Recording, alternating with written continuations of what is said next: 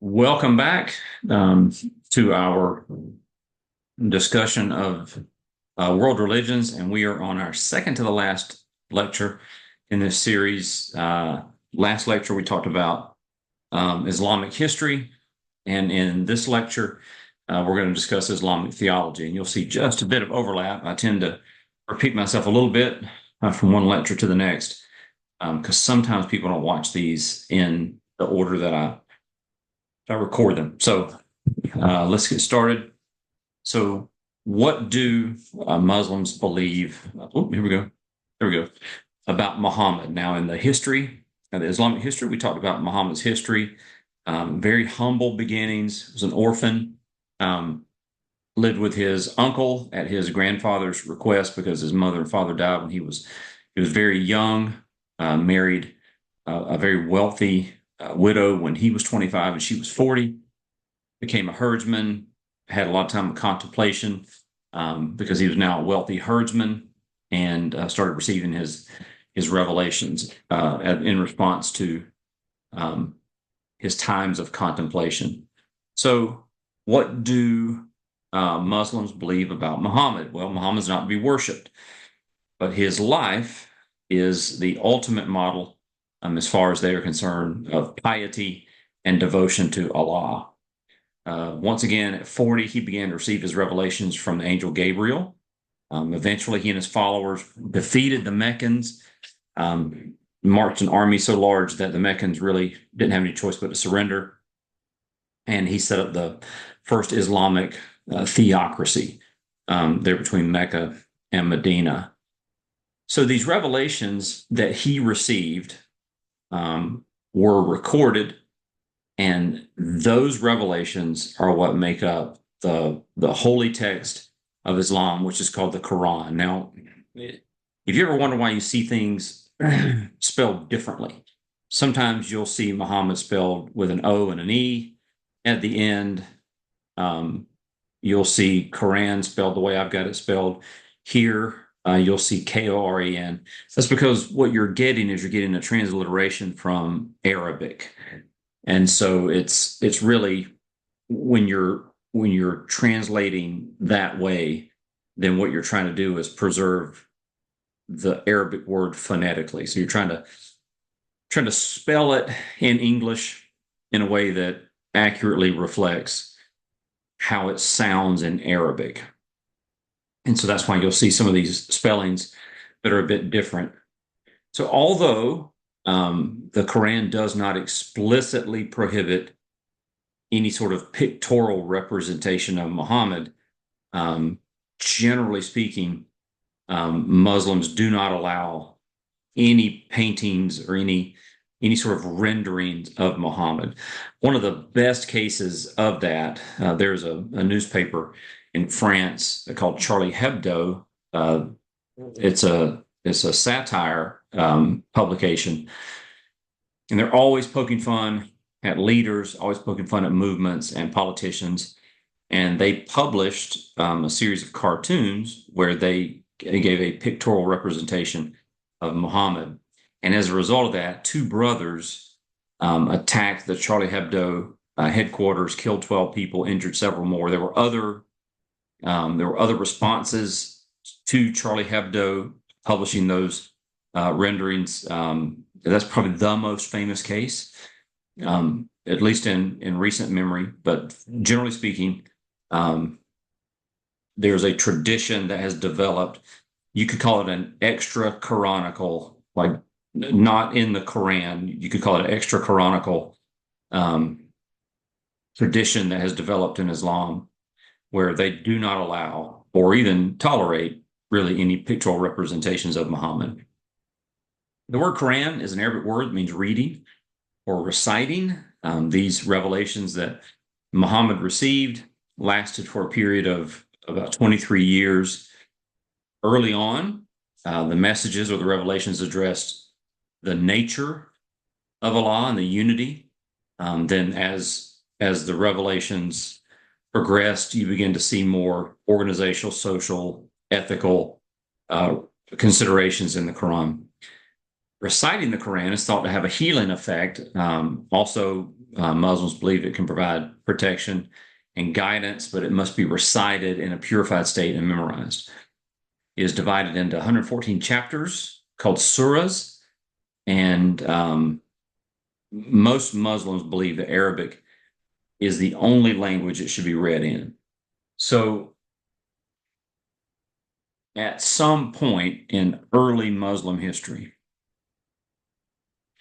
all of the different versions of the Quran were captured, and one version emerged. If you know anything about ancient literature, and this counts as ancient literature, it's on the verge of not being, but it's ancient literature, is that you typically have the original manuscript. Because there was no printing press, what you get scribes or other scholars that will copy the original. And what goes out is the copy. So in these ancient manuscripts, you have copies of copies of copies, right? So capturing I don't want to say translation because these were still Arabic copies, but capturing all of these copies, because inevitably what happens is you see variations begin to exist. I'll give you a really good example from the New Testament. There are thousands of variations between the different copies of the New Testament. Now that sounds like, oh, how can you trust the New Testament if there are several variations? One of the chief variations that you'll find in the New Testament is what they call a movable nu. So in English, I would not say I ate a apple. I would say I ate an apple. We put an N on the end of the word a when the next word begins with a vowel. An apple, right? It's called a movable nu in Greek. Greek has the same thing. So you have an alpha, you'll put a movable nu on it, an N essentially for the next word. And so one of the biggest variations in the different copies of the Greek New Testament is sometimes you see the movable nu in a certain sentence, sometimes you don't. So it's a variation, not necessarily an error, just a variation. So you have copies of copies of copies of the Quran, and inevitably you have variations. And so at some point in early Muslim history, all these different copies were sort of captured and one copy emerged. And so what you get, if you go to the bookstore and you pick up an English translation of the Quran, or if you can read Arabic and you read an Arabic copy, every Muslim is essentially reading the same Arabic translation. The Arabic, I'm calling it a translation, but you know what I mean, the same Arabic text. And so most Muslims believe that since it was originally written in Arabic, that is the best way to capture the essence of the text. And you know what? I think they're right. That's why if you are Jewish and you want to be a Jewish scholar, then you learn the Tanakh, the Old Testament, in Hebrew. If you are a Christian, then you want to take Hebrew and Greek, because the Old Testament written primarily in Hebrew, New Testament in Greek. So reading that text in the original language is the best way to capture the essence. And the other thing that it does is it preserves the Arabic language. There are languages that will change inevitably over time. English changes significantly. But having the Quran in Arabic is, giving everyone the same text, and it's also helping to preserve the Arabic language. So it's just a little trivia. Put me on the test. According to the Islamic Society of North America, they say Islam is an Arabic word, which means peace, purity, acceptance, and commitment. As a religion, Islam calls for complete acceptance of the teachings and guidance of God. A Muslim is one who freely and willingly accepts the supreme power of God and strives to organize his life in total accord with the teachings of God. He also works for building social institutions which reflect the guidance of God, and that is from the Islamic Society of North America. So here are some of the central teachings of Islam. The chief teaching is the oneness of God, and that is reflected in the Shahada. There is no God but God, and Allah, and Muhammad is the messenger of God. Surah 2 says, "Your God is one God. There is no God but He, most gracious, most merciful."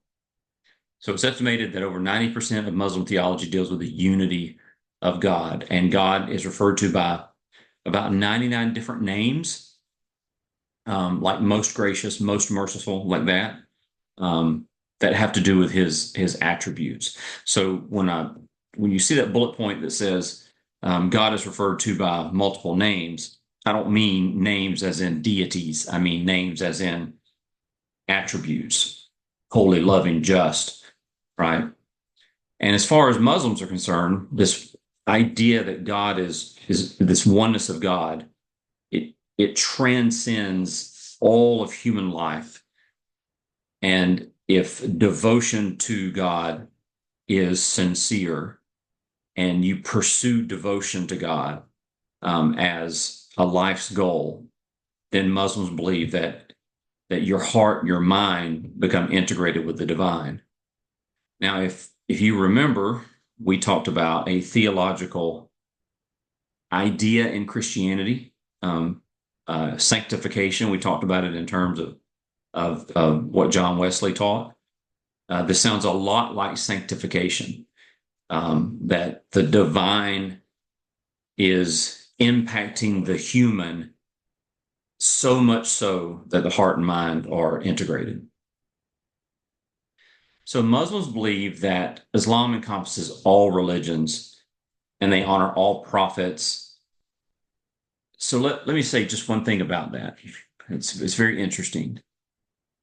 So when Muslims say that there is only one God, what they mean is that, let's say, Christians and Jews, right? So Christians and Jews do not believe that the God of the Old and New Testament is the same God in Islam, because you have competing revelations. But what Islam believes is that the God of Jews and Christians is Allah, just worshipped either incorrectly or incompletely. So there is one God. They believe that the original religion was monotheism. You remember the story about Adam going to Mecca, setting up the altar to God to worship God.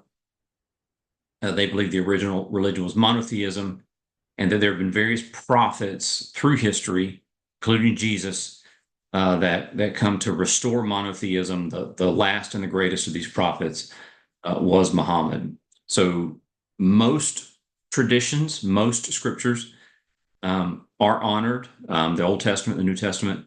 But what Muslims tell you is they honor those as either incomplete or partial revelations, but the Quran is the only fully authentic religious text, because they believe when you read it in Arabic, it's the only direct and unchanged word of God. According to Islam, God created everything for a purpose. Humans will find their place in the universe only when they know God and they know his laws and they live by them. That sounds very similar to other religions that we've studied, particularly Christianity and Judaism. Human history, according to Islam, shows signs and times when God showed his mercy. They believe in the flood that Christians and Jews believe, and they believe that the mercy that God showed Noah was one example of that. When it comes to sin and transgressing the law or the Quran, Muslims believe that humans commit two sins: shirk and kufr. So shirk would be anything associated with divinity except the one God. So that's false worship. And kufr is unbelief or atheism. That's ungratefulness to God, forgetfulness of God. So it doesn't have to be flat out unbelief or flat out atheism. It could be somehow you don't give God the correct glory for something that he does, or you're ungrateful for something that God does. So it's a spectrum of kufr. So like other religions, Muslims believe in another verse, another universe, a spiritual realm that includes angels and demons. They believe there are many angels. They have different responsibilities, and they record all of the good and bad deeds of humans. So Islam is a works-based religion. So if you think about ancient Judaism, it was a works-based religion in some aspects, even though God told Abraham that he was justified before the law was ever created. Justification did come somewhat through the law of Moses, because that's how you atone for your sins. You offer sacrifices, right? Christianity is clearly not a works-based religion, because it's about what Jesus did, not what you do. But Islam is a works-based religion. You will be judged in eternity based on your good or bad deeds. Muslims believe that all angels, all demons are submissive to God except for Satan. They believe in the same type of Satan that Judaism and Christianity believe, that he was one of the angels, but he refused to submit to Adam. That's that aspect of it, that he refused to submit to Adam, is not part of the other Abrahamic religions, but that Muslims believe he didn't want to submit to Adam, and he was cursed by God. And he, along with all humans who give in to temptation and don't do good deeds, will spend an eternity in hell. So for Muslims, there's heaven and there's hell. So one of the things we talked about when we talked about Islamic history was that Arabia had close to 400 different deities that were worshipped at the Kaaba. Who knows how many actual deities they were, but they were a polytheistic tribal culture. And part of those religions was there was no real emphasis on the afterlife. It was only kind of a here and now sort of thing. And there was very little sort of eternal incentive. So, saying do these things and you go to heaven, don't do these things, or do these bad things, you go to hell, provides sort of an eternal moral incentive to do good. And so that's one of the things that Islam brought to this polytheistic society in Arabia. Interestingly enough, the Quran teaches that after humans have been in the grave for a while, they will be resurrected bodily and assembled for a final judgment of good and bad deeds.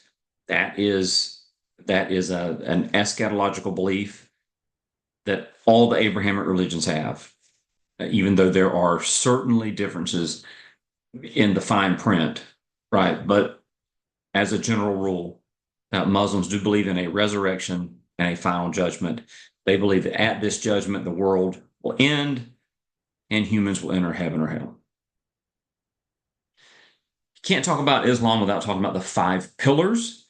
These are the basic spiritual practices of Islam that all Muslims follow, and they're considered to be commands. And those are belief and witness, daily prayers, zakat, fasting, and Hajj. So the first pillar is professing the unity of God and that Muhammad is his messenger. This is the Shahada that we mentioned earlier.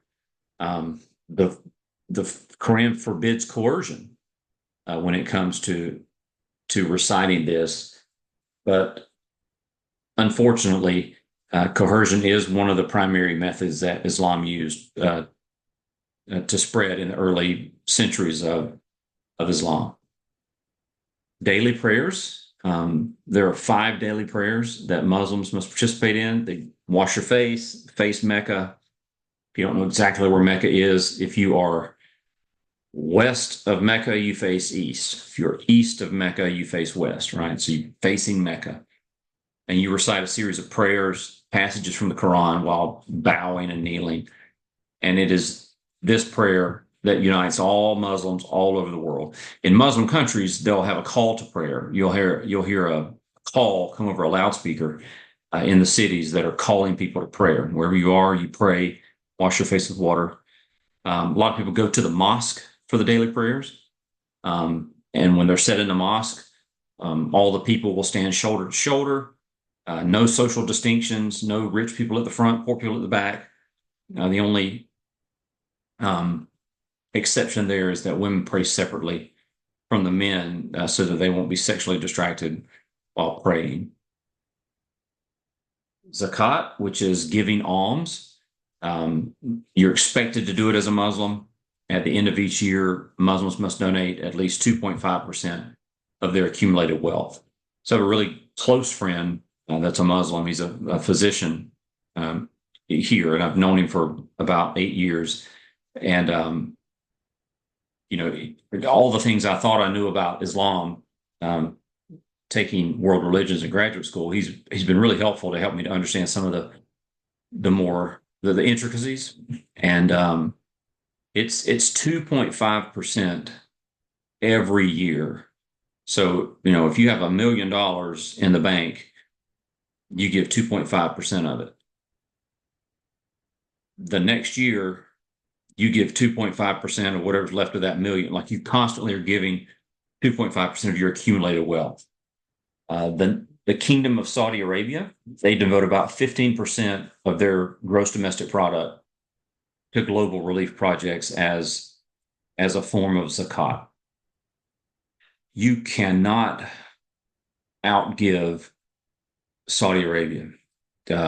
They give billions of dollars, and it's just unprecedented how much money that they give. So 15% of their GDP has billions of dollars. So it's actually pretty impressive. Fasting is a part of the 5 pillars. You're supposed to fast frequently, but there's only one you're only obligated to fast from sunup to sundown during the entire month of Ramadan. So Ramadan commemorates that month when Muhammad first began to receive his revelation. So if you are beyond puberty, but you're not infirm, if you're menstruating, you're excluded. If you're nursing, you're excluded. But it's, dawn to sunset. You must fast from food, drink, sexual intercourse, smoking. And for those people that, like, if you're menstruating, like at some point during the month, most women are going to menstruate. You have to make up those days before the next Ramadan fast. Or if you're nursing, you have to make up those days. And it is wherever you are, it is from dawn to sunset. So if you're in Alaska and it's one of those days where you have 23 hours of sunlight, then you fast for 23 hours. So wherever you are. And so the Muslim calendar uses 354 days. It's a lunar calendar, not like the Gregorian calendar that most of us are familiar with. And so Ramadan is at a different time each year. So you think about where I live in Florida, if Ramadan falls in the middle of summer, sunrise is at 6 o'clock and sunsets at 9. So that's a long fast, right? So you're fasting for most of the day. But if Ramadan falls in December, well then it's going to get daylight around 7 or 8, and it's going to get dark around 6, so it's a shorter fast. And so Ramadan is kind of a moving target. It's always at a different time on the Gregorian calendar. But fasting is expected because it burns up impurities. It provides the soul with the necessary focus to be more sensitive to God. And Muslims aren't the only people that fast. Almost every religion fasts. So there's something in the human condition that says fasting is good for you. And then Hajj, that is the pilgrim to Mecca, to the Kaaba.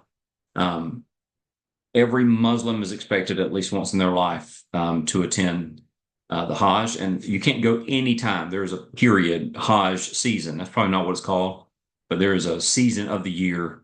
Um, I think it's, gosh, I don't want to say, I don't want to be wrong. I think it's after Ramadan. I'm not sure, but there is a period, and during this period, millions of Muslims are trying to get into Saudi Arabia. There's a bullet train they can take over there. It's hotels everywhere. There's, it's a big deal. It's a really big deal. But if you can watch a video of it, you can click on that link at the bottom of you can't click it because this is just a presentation. But if you can type that link in, it's a very interesting thing to watch because what you see is you see people all dressed in white. You know who the rich people are, who the poor people are, anything about anybody. It's just they're wearing white, and you get there and you walk around like a boss 7 times. And the way that they do it is you have like all these circles of people making their way around the Kaaba, and you may have the inner circle going clockwise, the next circle going counterclockwise, and the next circle going clockwise. It's really interesting to watch, and the people be sleeping on the side of the road because they're trying to get in. There's traffic backed up. You've got you've got millions of people from around the world trying to get to one geographic spot. If you think the parking and the lines are bad at Disney, you probably haven't seen anything unless you've gone to taken a Hajj to the Kaaba. There are two groups, religious groups within Islam, Sunni and Shia. You've probably heard this before. And it's all based on the leadership that formed in the wake of Muhammad's death. So after Muhammad dies, you have three caliphs. You have Bakr, Umar, and Uthman. They're all elected from among Muhammad's closest friends. The fourth, his name was Ali. He was Muhammad's cousin, but he was not accepted by everyone. He was eventually assassinated. So after this, you have sort of these two competing successions from Muhammad. You have one that sort of follows his lineage, right? That follows his cousin, his lineage, and then the other that follows this tradition of electing the caliph. So Sunnis are the majority of Muslims. They're the ones that follow the elected succession of the caliphs. And so every country on the planet that's a Muslim country is essentially a majority Sunni, except for Iran. It's a majority Shia country. All right, the last thing we'll talk about is Sharia law. So from the Quran, you had this social law based on the Quran that developed in Muslim areas called Sharia law. It integrates a social law and the religious law. It talks about how you worship, how you dress. So if you think about in Afghanistan, one of the things that was new to most of us regarding Islam was when the Taliban, when we started seeing pictures come out of Afghanistan, the Taliban had initiated a form of Sharia law that required women to wear burqas, these to covered from head to toe, and just a little screen for their eyes. And so that was part of the Sharia law under the Taliban. But Sharia law, it blends religion and social life, and it covers everything: how you dress, what you eat, social structures, how you can discipline your kids, a whole bunch of stuff. You can't drink, can't eat certain foods, can't gamble, no premarital, extramarital sex. Women can't dress where you can be tempted sexually, and that could be everything from a burqa to just a hijab, which is the covering that women will wear their hair. But under a lot of the areas that have Sharia law, women are allowed to own property. They can inherit, they can make a will. And in some areas, under Sharia law, polygamy is allowed. And I'll tell you a really quick story, and then we'll put a bow on this because we're kind of the end of our discussion of Islamic theology. But for most of my career, I worked as a pharmaceutical rep, and I used to call on a city in Florida that had a large Muslim population. And I used to work with a young lady that was Muslim, and a lot of the doctors were Muslim.